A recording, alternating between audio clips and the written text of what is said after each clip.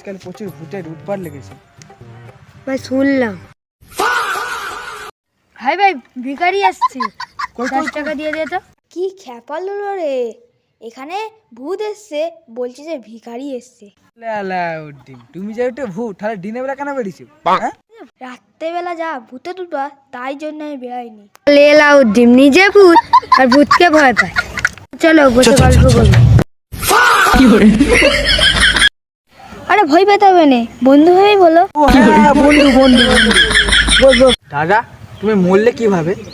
বলো মনের কথা, তখন ক্লাসে নাইন পড়তাম, আমাকে ভালোবাসতাম, সেও আমাকে ভালোবাসতো। তারপরে জানলাম একটা ছেলের সাথে পালিয়ে গেছে।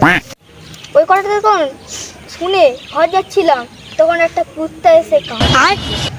কুত্তা কামড়ালে মানুষ মরে যায়? তুমি কি জানো, এমন জায়গায় কামড়েছে আর পৃথিবীই দেখতে পেলাম নি।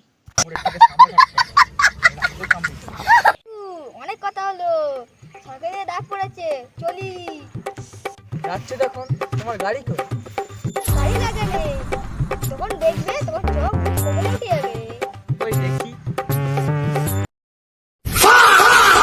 সত্যিকারের ভূত, বিশাল টাকা। ইন্টারনেটে